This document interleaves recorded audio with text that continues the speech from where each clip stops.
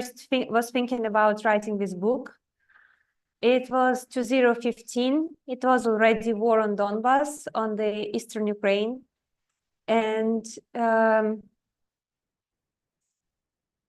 Russia didn't admit that Russian soldiers are participating in that war. Russia's authorities called it a civil war. But I knew for sure that Russian soldiers are participating because I documented that. But what I didn't know, and what I really wanted to know, is where their families and why their families don't try to protect them, don't protest, don't try to bring them back. And I started to look for these families. And one woman agreed to speak to me. She lived in the South Russia, in a small village. She worked in the single shop we had in the village. And she had a younger brother she loved very much. They were super close since childhood, and we grew up together. But in a village like that, they don't have work for men. So if you're a man and you need to work, you go up north to work for oil companies, or you enlist the army and sign the contract. So he enlisted the army, he signed the contract, and then war had started, and he got sent there and killed. And this woman, she was very honest with me. So she told me in details how she felt that he is dead, how she learned that he was dead, and how they brought his body into the village and forbade her to open the coffin. So she didn't know for sure if this is her brother there. And how all the village brought money to the funeral to support the family, and how she started to try to find out why her brother died, because Russia is not involved in any war, at least TV says that. And then she got silent. And I asked her, why did she get silent? And she told me amazing thing. She told me, I had two loves in my life, my brother and my homeland. My brother is dead, and I would do anything to bring him back to life, but I could do nothing. But if I blame my country for his death, I will lose this love too. And I want to love my country. And that was like the scariest thing I ever heard. I wrote her story, but I couldn't stop thinking about these words. And I understood that something is there. And how is that possible, that love, which gives me so much strength to work every day for my country and for my people, made this woman silent. And I understand that I need to write a book about it. But you know how it's happening, then you're a reporter, you always have some business to do, and procrastination always with me, so didn't work out. And then the big war came. Russia attacked Ukraine in full-scale invasion. And I was sent there to report. So I did. And while I was reporting in Ukraine about the invasion, I didn't have, time to think or feel anything. I was just basically documenting like people's suffering and deaths and like war crimes. But when I left Ukraine, I started to listen to myself. And first it was silence, and then it was scream, and then I started listening some questions in my head. And first question was, how is that possible? And then I asked myself, how is that possible that me, being a reporter for 17 years, reporting on my country every day, how is that possible that I didn't see these wars coming? And honest question and honest answer would be that the same love which gives me so much strength to work gave me so much hope, and this hope blinded me. I didn't see the future as it can come, but I saw the future I wish would come. And I realized that my newspaper was already closed. I had no job. I couldn't come back home. So I started to write this book. And I tried to answer this question. And I tried to think about love to our country. Why do we have it? And how it cripples us sometimes. And I tried to answer the question how Russia came to be a fascist country and how this fascism flourished with the war. So I'm really thankful that we are all here and we can talk about all these things and other things you are interested in. Thank you so much, Elena. I almost don't know where to begin, but I think you said it now that much of your book deals with this question of how Russia descends into fascism, or some would, this is a point of debate of, is Russia's nature in the 90s? I know this is discussed in some of the events that you've had on the book. Is Russia's nature already decided in a way, its destiny to be in the position that we're in now? Is that decided in the 90s? And many, I think, have come around to that idea. But I think what is so amazing about your book is, you know, without much addition, you're able to really just give voice to different representatives of Russian society who sort of, I think, do answer the question of how Russia becomes fascist. And I think we talked about maybe reading this excerpt about your own mother, this exchange that relates to 2014, when Russia's so-called polite people, ununiformed soldiers, annexed Crimea illegally, occupying the peninsula, unleashing the last decade of fascism. So should we proceed, and I'll try to read some of it, and then we'll move back into our dialogue. It's called Mama and Crimea. My first war, Mama and Crimea. For Mama, the USSR was and will always be the greatest country in the world. She lived there for 44 years, her entire youth. She doesn't care when I travel. She never asks me for souvenirs or even to see my photos. She says, I'm not interested. She says, it's because you can't even imagine what it is like to go wherever you want and feel at home wherever you are. She's been to Georgia, Ukraine, Latvia, Estonia, Lithuania, Belarus. All of that was the same country. She says, I still can't believe that's how it was. But most of all, Mama remembers Crimea.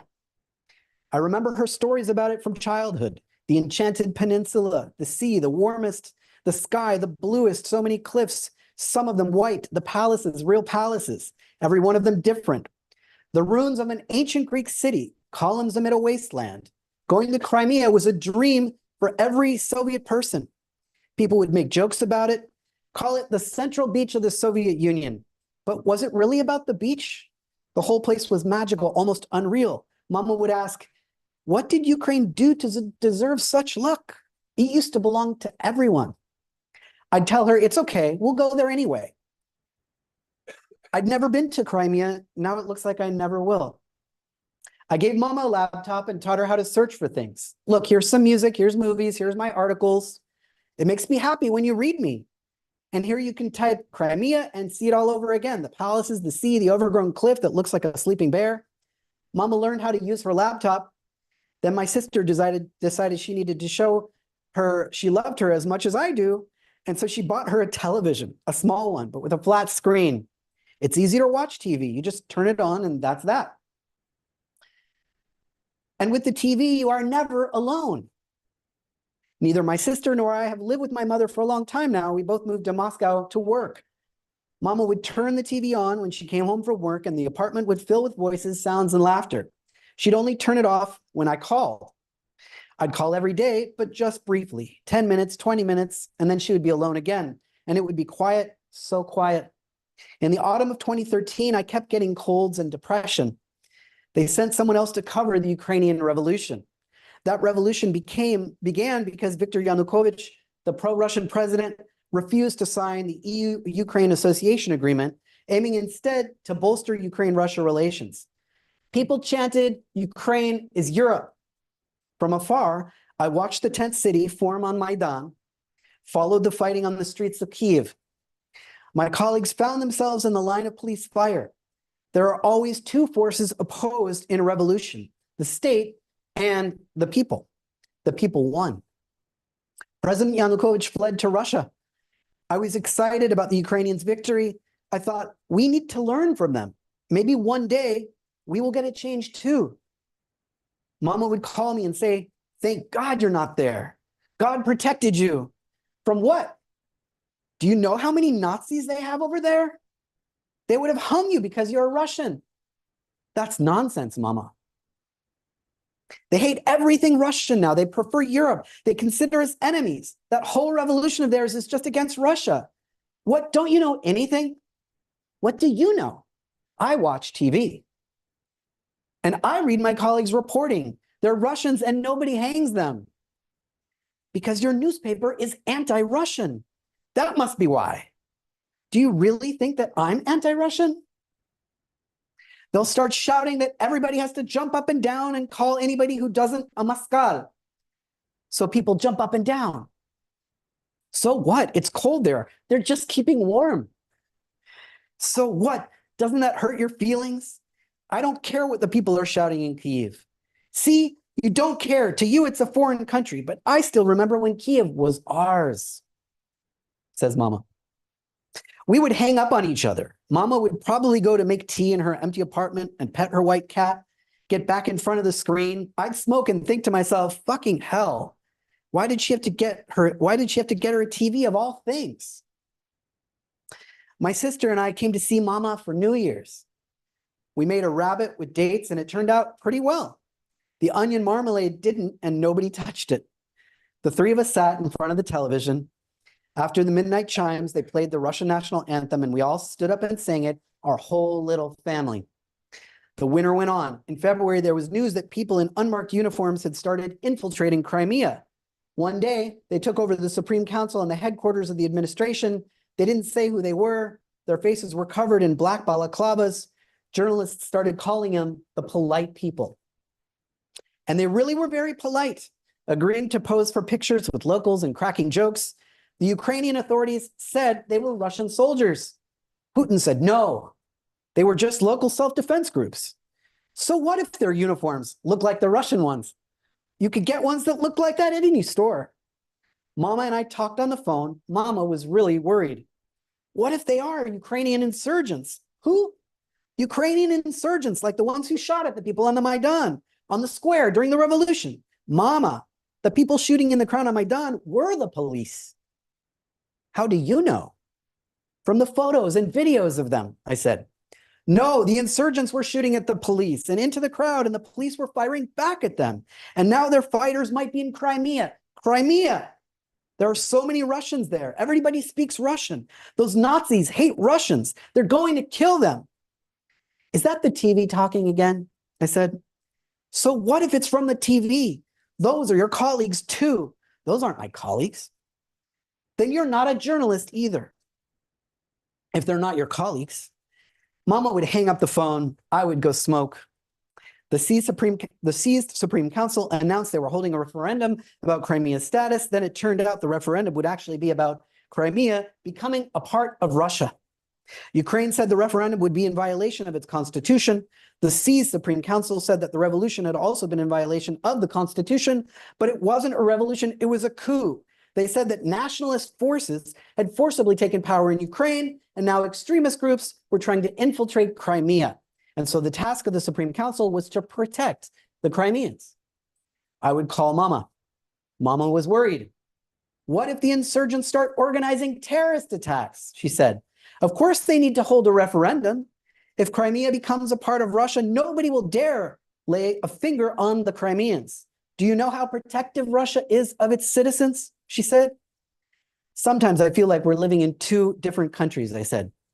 I know the feeling. We fell silent. The referendum was held in the cities occupied by the polite people. We were told 96% of the Crimeans would voted for annexation. 2 days later, President Putin and the new chairman signed an agreement on the incorporation of Crimea into the body of the Russian Federation. They organized fireworks. Mama called me herself. Can you imagine? People are going out into the streets to celebrate. They're dancing. Crimea is back. It's returned to its native harbor. That's what people are saying. Can you believe I've lived to see this day, Lena? Listening to you disgusts me. What? Listening to you disgusts me. We just seized a chunk of somebody else's land. What did we seize? Crimea has always been ours, Mama said. Historically and spiritually, ours, Russian. The people there support Russia. They don't want to live in Ukraine. So let them move to Russia. Why are you talking like that? Aren't you ashamed of yourself? Aren't you ashamed of yourself? Don't you understand anything? They had a revolution. They still don't have a president. We took advantage of that. We did not. Crimea was always, we did. It's like stealing your neighbor's goat while his house is on fire, I said. Crimea isn't a goat. The people took charge of their land themselves. I thought you supported democracy, Mama said. What democracy? There are armed men in the streets, and most likely they're ours. Putin would say if they were ours. What, you've never heard Putin lie? Don't you respect the president? You have to have basic respect. What do I have to respect him for? And you don't respect me either. Talking that way to your mother? Why are you always yelling at me? Because I'm ashamed, and you're not. You're stupid. Just listen to me. Listen. So what if you don't need Crimea? Your children will get it anyways. Your children will go there. It's such an amazing inheritance. The cliffs there are white, literally white. I can't talk to you anymore. I can't talk to you either. We hung up the phone.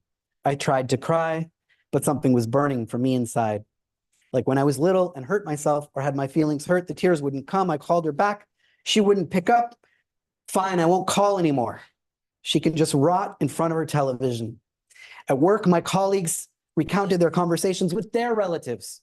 I'd listen to them and I'd hear my mother, my poor, beloved mother, who'd suddenly revealed a monster inside her, greedy and shameless. How could this happen? What would I do without her? And she without me?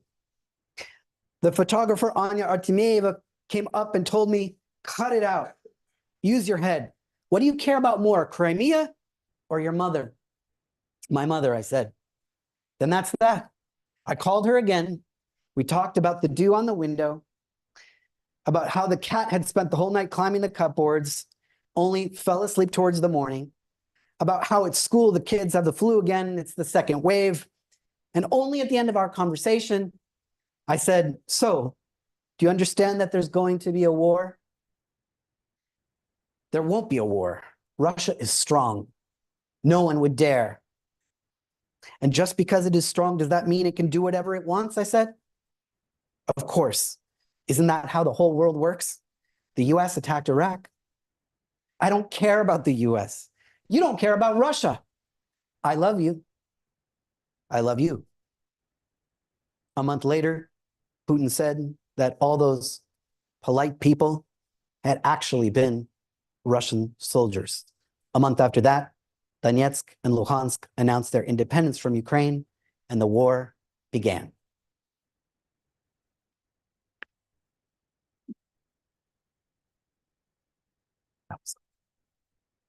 So, Lena, maybe you can take us from there.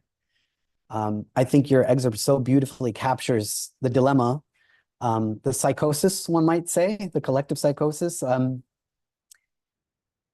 how did we get here, I guess is the question. I mean, you started answering that, but how do you, from being so close, talking with so many people in so many segments of Russia, how do you understand the consent, the agreement, or the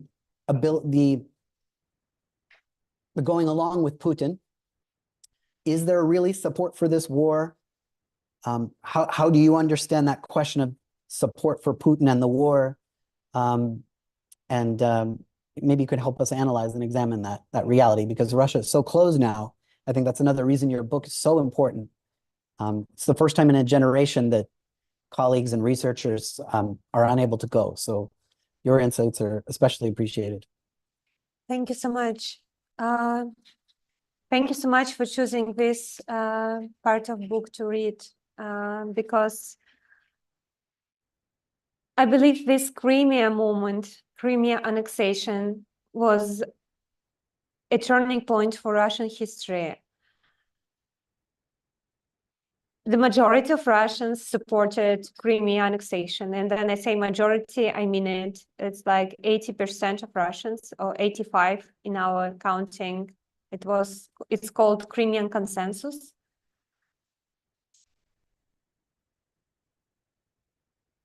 I think I have to go a little bit, or not a little bit, back and explain where I think the fascism had started. Where was the seed? The fall of Soviet Union in 1991 was a moment of like revelation for many nations, but also it was like a catastrophe for other people, like my mother. It wasn't the fall itself a catastrophe, but the years which would follow, the 90s. 90s was extremely hard time in Russia. It's said that right now it's called here like time of freedom.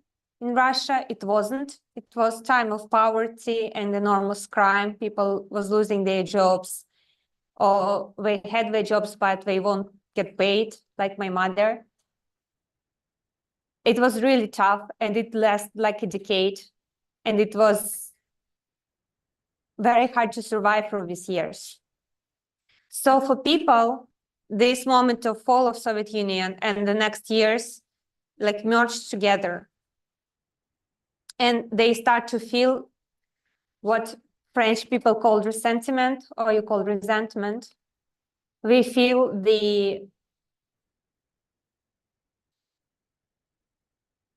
resentment about like Russia being back so great. And now it's a poor, criminalized country with no future. And this resentment plus the idea of greatness, which is not unique for our nation. I believe there are our nations who believe that we are the great nation on the great land. It's merged together, and it became a seed which would grow.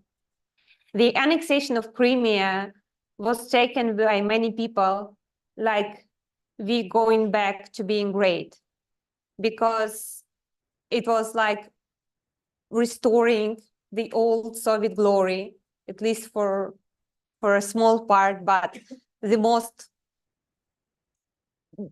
part which is like the best, the Crimea. So people agreed for that. And now then Putin moves even further. Then he denies the existence of Ukraine as a country and Ukrainians as a nation. We cannot really say right now what people are thinking about the war, because we have a legislation in Russia, which basically, if you say that you don't like this war, you are a criminal. And if you call the war, you are the criminal as well. It should be called special military operation. Spreading information about the war, or sharing the emotions about the war, if it's negative emotions. it's a crime. So we cannot just approach people and ask them, what do you think about it? But there are some other sociological measurements, and they say that right now we have like 15% of people who are strongly support the war, 14% of people who are strongly oppose the war, and 70% of people who are tolerating the war.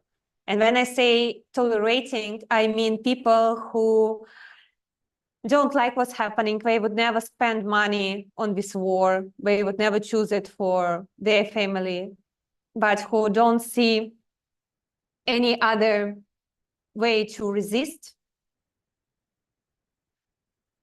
And here we go to the trauma of helplessness we have in Russia, but also with one of the main points of propaganda, which says, if not Putin, we go back to 90s.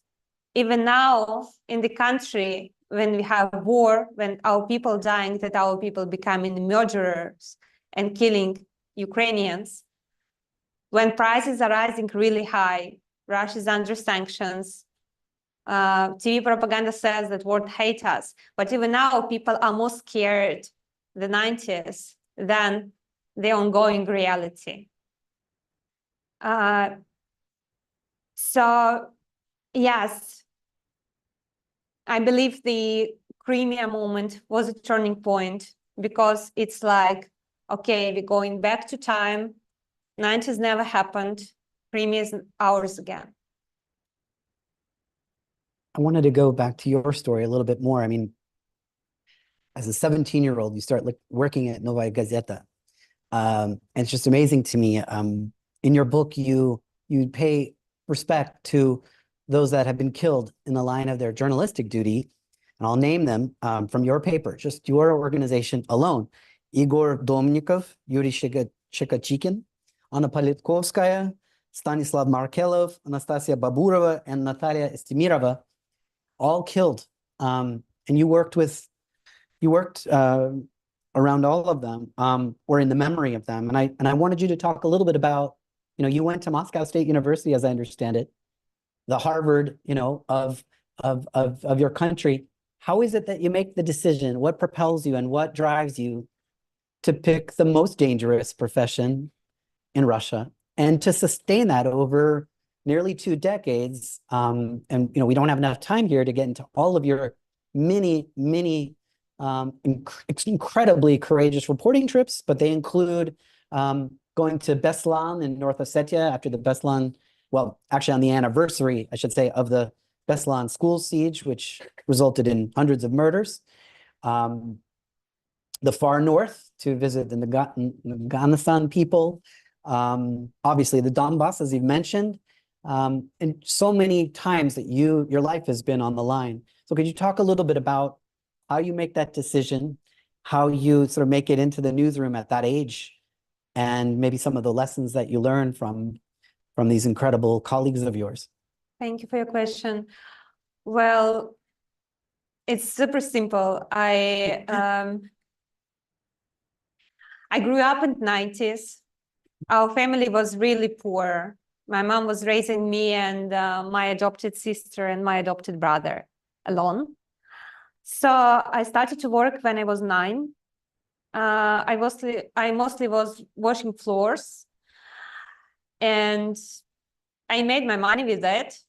But when I started in high school, my teachers proposed me to join class in local newspaper, and I knew that they promised to pay for every published article. So I basically was choosing between washing floors and writing articles.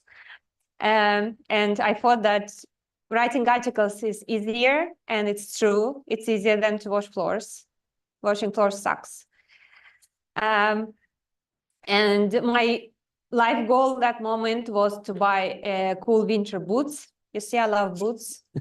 So I had specific one I wanted to buy, but it cost like $3,000, 3,000 rubles. It costed a lot. So yeah, so I joined the newspaper. This newspaper was totally under the control of local administration. I didn't see something wrong with it because like I haven't seen anything else. But then, fortunately, I bought Novaya Gazeta and I opened it on Anna Politkovskaya's article. It was an article about Chechnya. It was about cleansing of Chechen village Meskri Yurt. 36 people were murdered there. One man was crucified. He survived, but they literally put nails into his palms. And it was a story in this article about 9-year-old boy, Chechen boy, who forbids his mother listen Russian music on the radio because Russian soldiers took his father and brought him back as a corpse with nose cut off. And it all didn't match my understanding of reality at all. So I went to library, started to read more of your articles, and then I got really angry on Novaya Gazeta and Anna Politkovskaya personally because they ruined the common truth I shared, and I didn't have my own truth. And everybody around me believed TV. And what would I do about it? And then I decided to join Novaya Gazeta. So I was 14 when I made this decision. I was 17 when I actually joined. They were very generous to accept me as a trainee, and then they made me a staff member. And the reason why I did it for 17 years, because I loved it. I mean, I love the process. It's a cool job. Like you travel, you meet lots of people, you write stories, and you got paid for that, which is amazing. I mean, you discover the reality and they paying you for discovering the reality. Did I know that this work is dangerous? I did. Obviously, like in our Anna Politkovskaya was murdered like a year after I joined Novaya. Then we had more killings.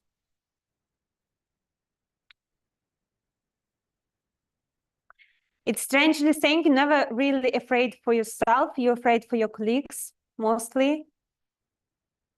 It changes you the way you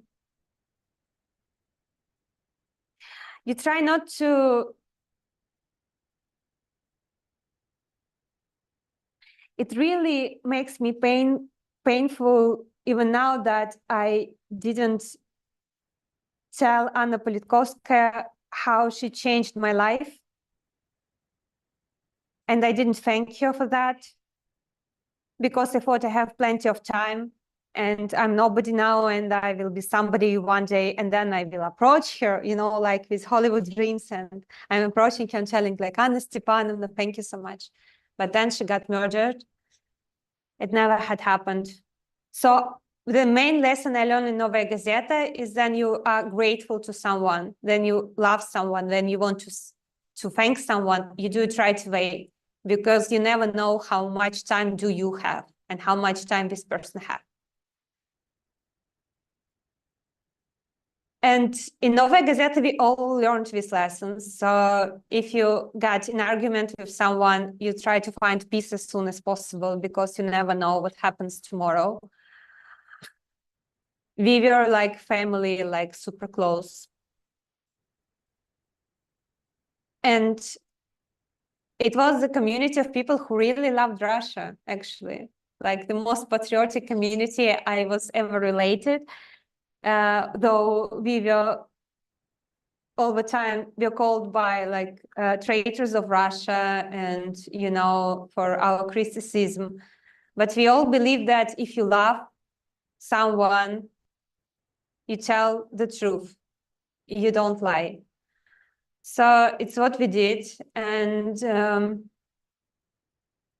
well, our life seems to be a nightmare from outside. I believe like all these murders, and then we got closed and we got beaten many times and arrested, and it like never ends. But actually it was a wonderful life and I really miss it.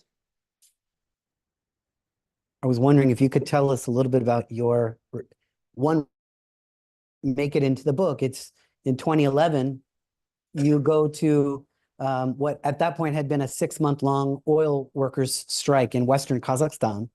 You were, I think, the first and maybe the only correspondent to actually cover what we call the Zhanazen massacre in Kazakhstan, which was a seminal event and also the beginning of that country's descent into a harder core version of authoritarianism. I was wondering if you might share a little bit about what you documented and your reporting process and where things stand in terms of your ability to go there now.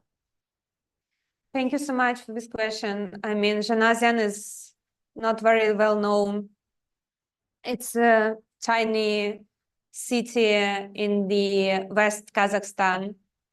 They have a saying there that sinners from Zhanazen after death goes back to Zhanazen.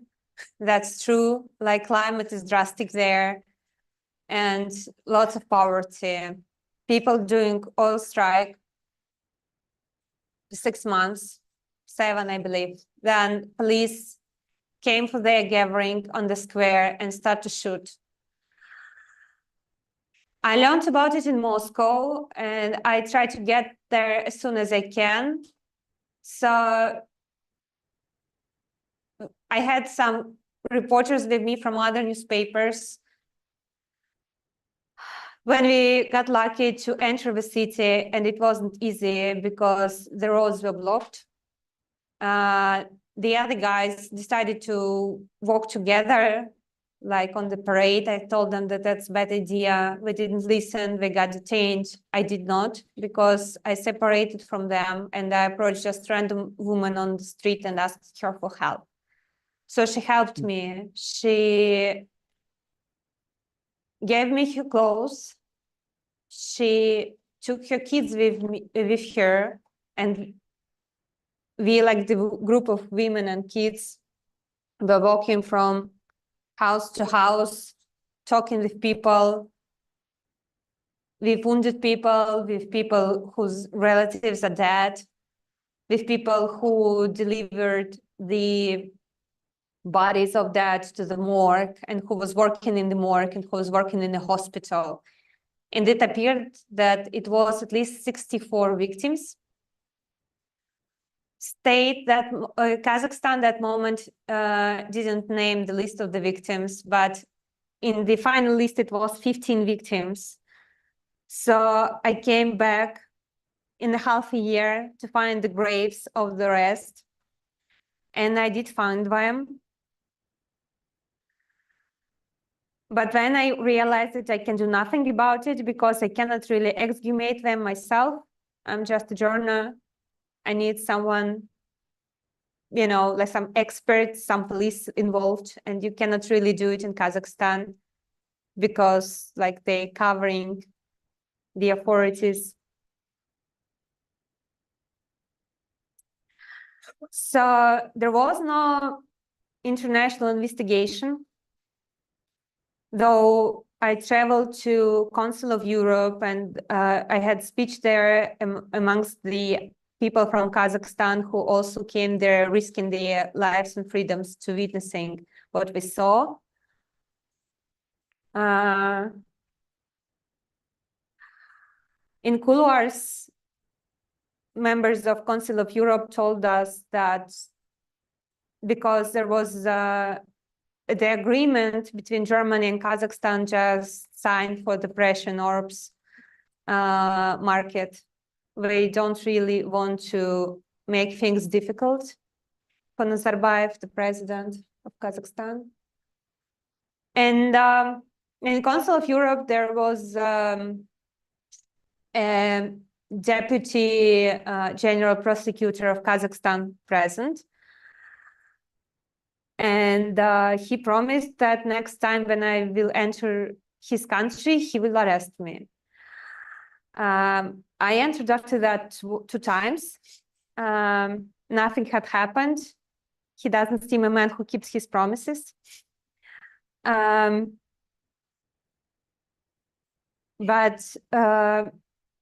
what followed the Zhanazen massacre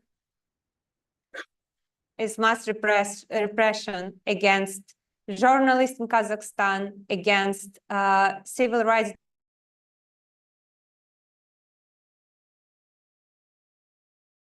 it's like taboo right now. Genasian events. But I really believe that those people who were shut down, they have the rights to be buried like human beings. They have rights to be named, and they need justice. I'm very sad that I wasn't able to bring them that justice. I think you've done a great deal in documenting the facts to bring justice, or you're absolutely part of this process. Maybe let's come back to more recent events. The murder of Navalny, which again, eerily parallel to your own life experience, the poisoning that you endured. I'm very curious of your opinion of how you've been inside this community for so long. You know both the independent journalistic community and the human rights community in Russia. And I think a few months ago in a talk that you gave, I think it was discussed that maybe 20,000 Russians have already been detained in anti-war protests. But we hear very little about this. And at present, that number may be closer to 30,000. It's hard to know exactly. In the meantime, there's something about maybe on the order of 1,000 political prisoners. And just a month ago, Oleg Orlov from Memorial, in a Kafka-esque trial, I think age 71, sent away for 3.5 years for, as you said, discrediting the Russian army or fakes. So I know you're a journalist and not a policymaker, but I think you know better than most. How do we lend support to the imprisoned human rights activists, the journalists, the civil society? What is an appropriate way at this moment of overwhelming fascism to support the courageous civil society and those that want to tell the truth, as you said? What can we do? What should we do? And especially after Navalny's death, what do you think the next stage is? Thank you. You should let these people know that they are not alone, and to think about them. It's one of the main points of our propaganda, that if you don't support Putin, if you don't support war, you are alone. No one would stand for you. And another point is that all the world hates Russians. So the only person who would take care of them is Putin, because he loves Russians and Russia. That's not true. But people do believe that. There are different initiatives which are writing, like which would help you to write and send letters for political prisoners. I'm right now teaching in Dartmouth, and my students do that. They love it very much. They got responses. We have quite a progressive way of sending letters into prison and get responses from the prison. So you can do it from here. If you wish, you can support one of grassroots initiatives we have in Russia, anti-war initiatives, partisan initiatives who help people flee Russia, people who don't want to participate in the war, or who have criminal cases for protesting the war. This initiative called Idite lesом. There are another initiative called Feminist Anti-War Resistance. And this initiative unites very different women all around Russia who wants to stop the war. They do amazing things, but the problem about this kind of initiatives that they all are not very public, for obvious reasons, because the level of repressions we have in Russia right now is comparable only with Soviet Union. So we cannot talk much about what those people are doing. But if we talk about feminist anti-war resistance, the public part of their work is anti-propaganda newspaper and helping people who are under prosecution flee Russia, and some art actions all around Russia and political protests all around Russia. So we all do it. And also they support teachers who are refusing to tell propaganda to the kids, because right now it's obligatory. Like all kids are supposed to attend so-called разговоры о важном, important talks lessons. Then they basically taught that Putin is great, Ukraine doesn't exist, and we should be very proud of our country every moment of our life. So the only hope I believe we have is revolution. It's the only hope what we have for changing regime, for stopping fascism from spreading and stopping this war.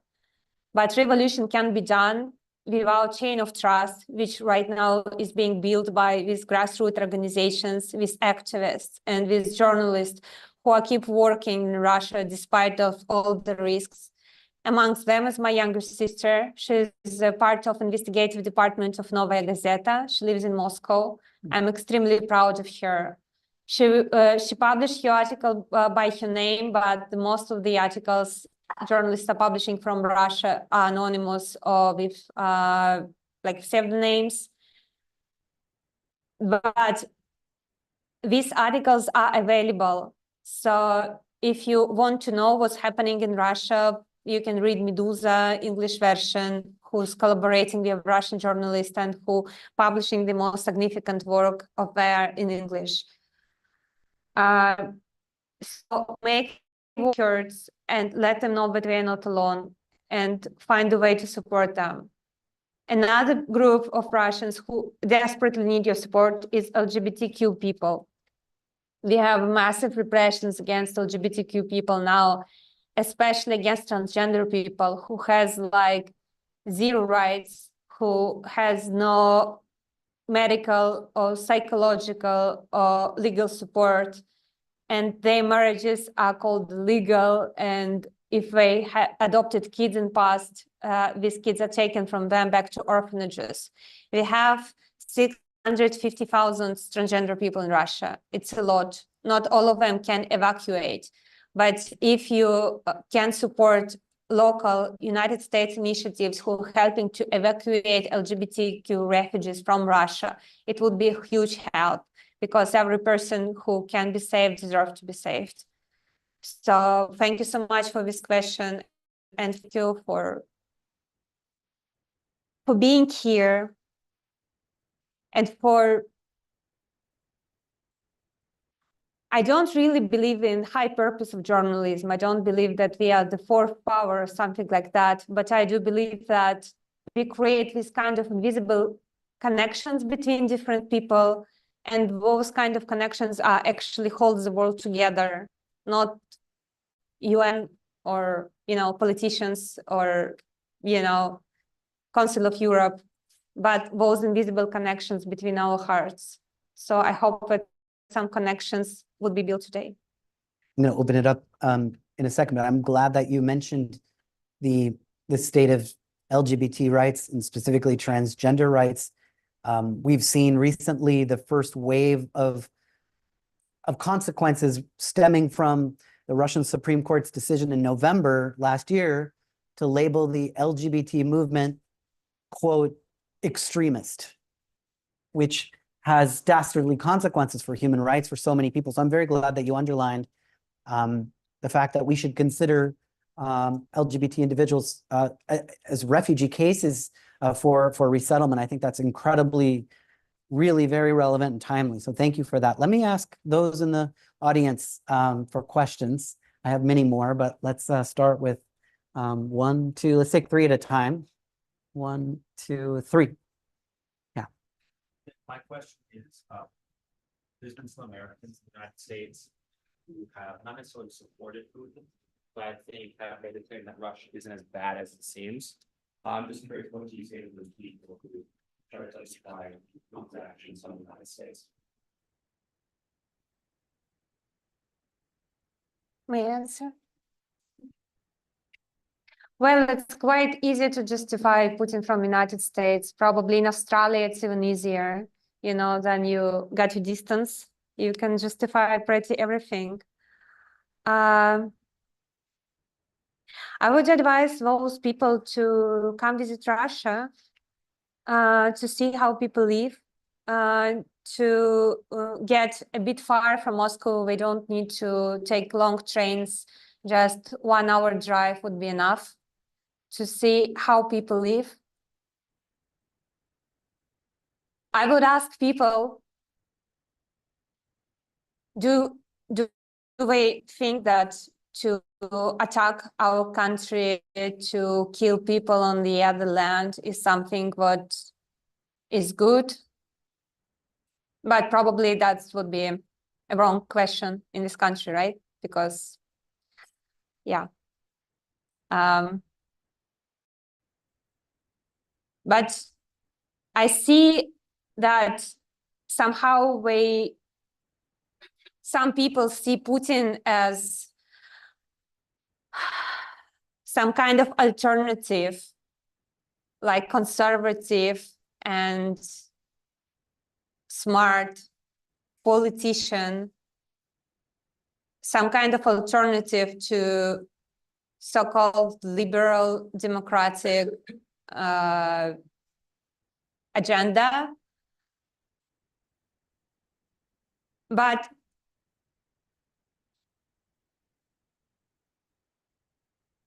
it's not about that, though his presence in media is very well directed with propaganda and with like Russia Today TV channel, which is made specifically for the role of spreading the image of glorious Putin and glorious Russia all around the world.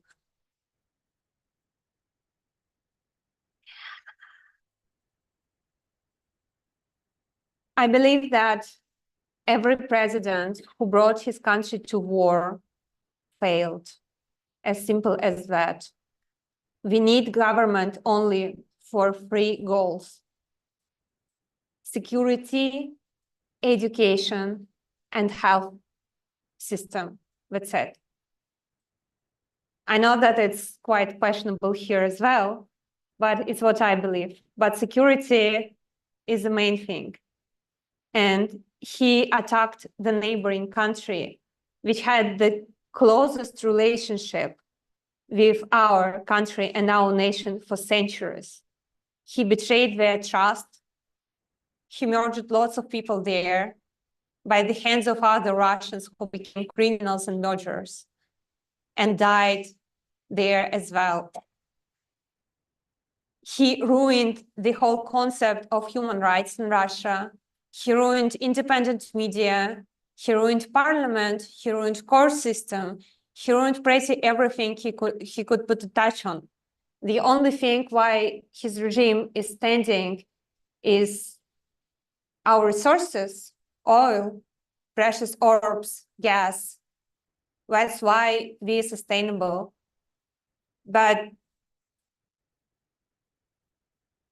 the whole system is super corrupt. And you don't need to take a lot of effort to see it. Just 10 kilometers from Moscow, Khimki, the nearby town, it's quite enough to see.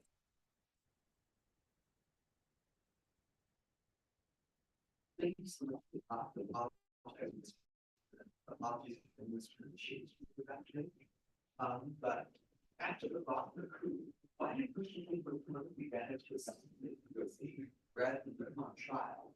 His crimes were never down. Ironman died in March to Russia. Why assassination as opposed to civil political trial? Про Пригожина. About Prigozhin, yeah? Prigozhin? Почему убить его, а не судить? Okay. Well, because in Putin's mindset, Prigozhin is a traitor, and traitors doesn't deserve to live.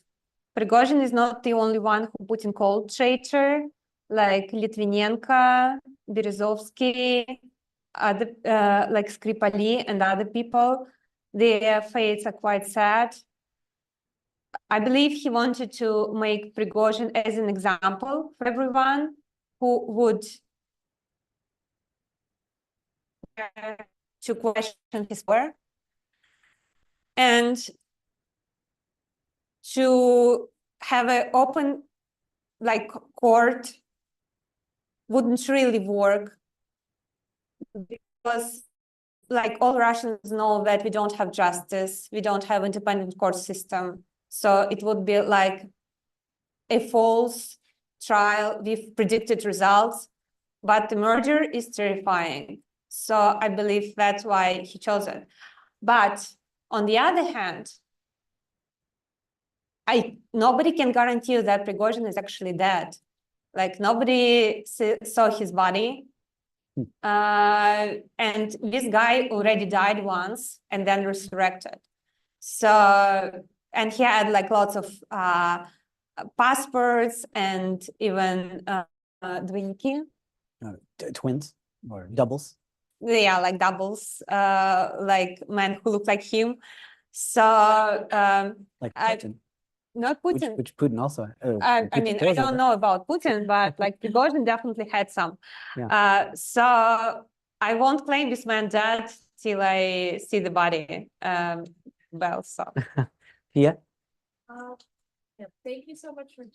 Oh, thank you so much for coming here and speaking to us. I was really interested in your idea for like having love for your country, and after this huge crackdown on human rights, the death of Navalny, the attacks on independent journalists, even your own newspaper being shut down and sent into exile, how has your idea of loving your country changed over time, and how do you conceptualize loving your country now after 17 years of doing that?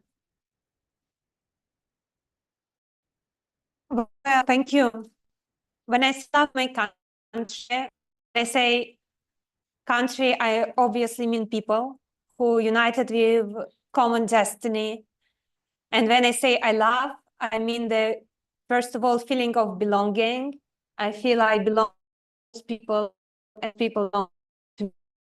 And this love is not about like excitement or something. It's not like, it's more like you love your arm or your leg. Like, it's like, oh my gosh, I have such a cool leg, I love it. But then it hurts. It's only think what you can think about, right?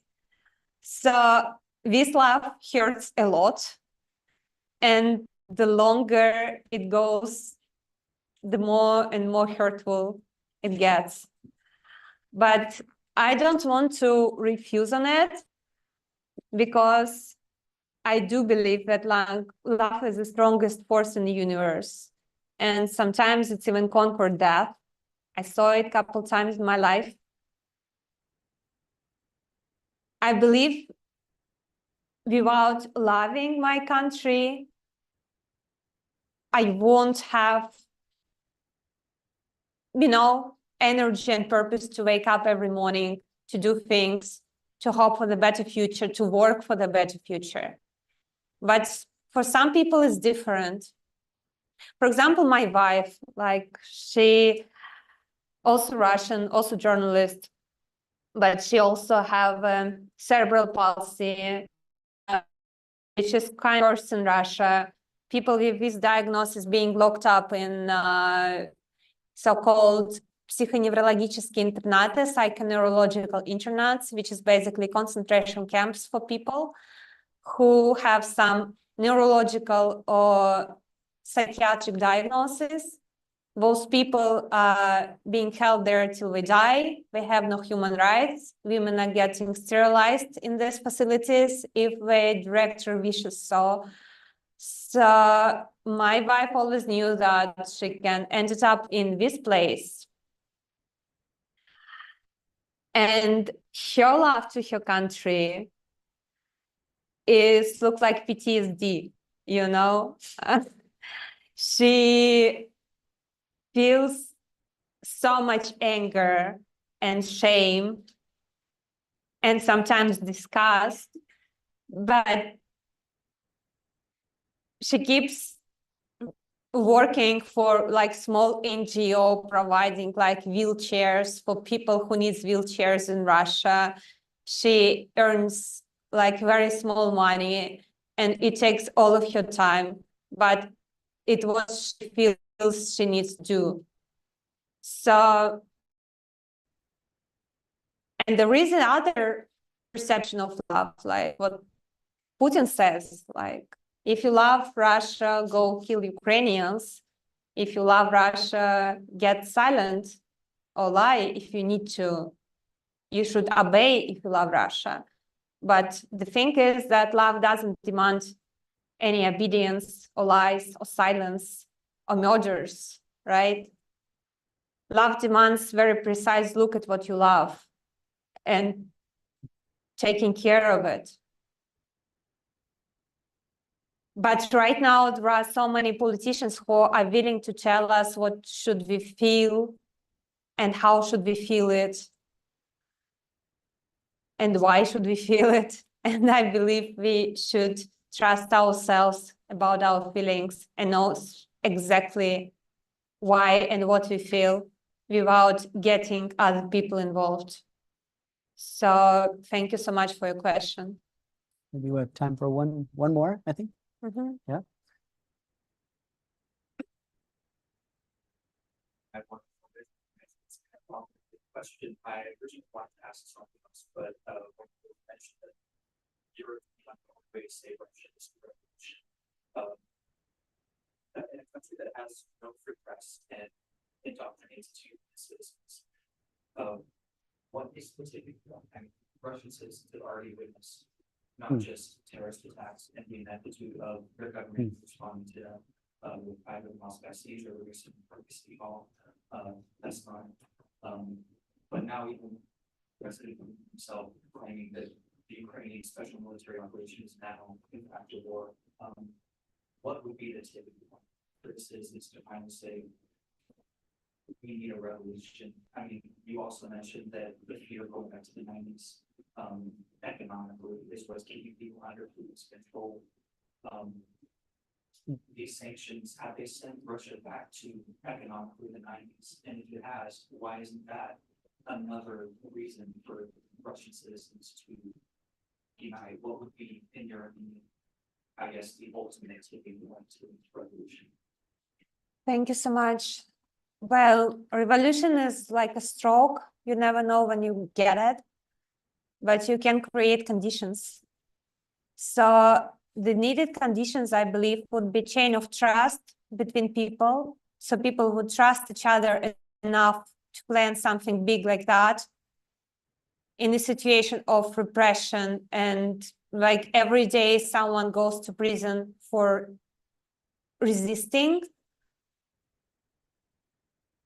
And people right now, as I've been told, prefer not to speak with each other about significant topics like politics, war, future, not just because they're afraid that someone would go to police and inform the police about these talks, but also because people are afraid that the person they would address would told something so terrible they cannot communicate anymore with this person. So as my sister describes Moscow right now, city of empty talks. People are talking about weather. The first time in Russia, people are doing like small talks. Never happens in our culture.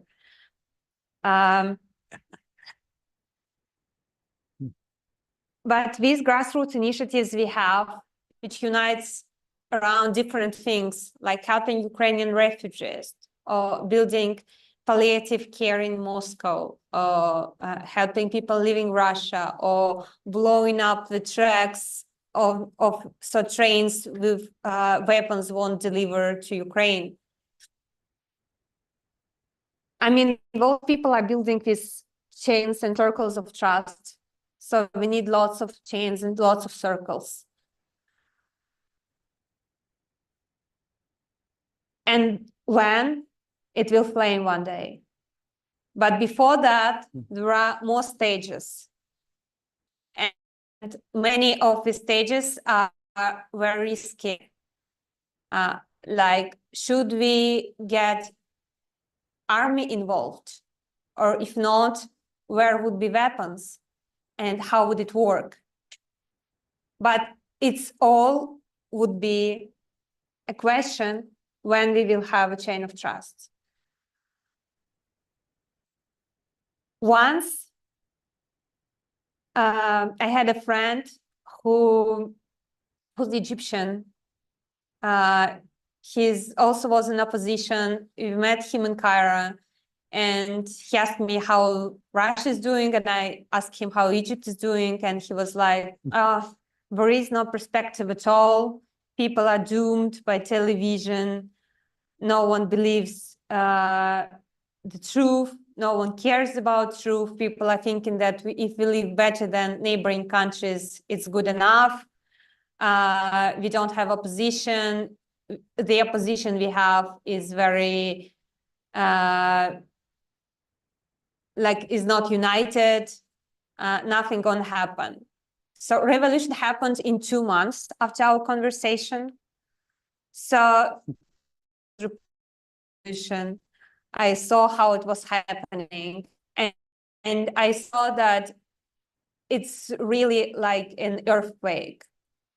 We don't know what would be starting point for that. In Egypt, it was a guy who burned himself alive against the police violence. It happened in not big city around Alexandria, but then people went on the street to protest, and they never left the streets till the president was gone. In Russia, I believe it won't be so peaceful as in Egypt. I believe it can be a lot of blood, and I would never wish my country a revolution if I would believe that this system can evolve, but it cannot. So this is our only chance. And it's a lot of work, and probably this work will take years. And I'm sorry that all these years to come would be years which Ukraine and all the world would pay a high price for our helplessness. Elena, I just want to thank you for a moving talk, an inspiring talk. Your profile, you are a profile in courage. So thank you so much for being with us today. It's an honor, and we hope to have you back. Thank you so much.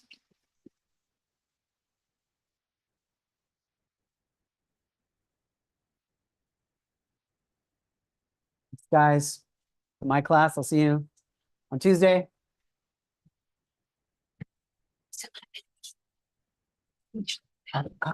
Я переживала.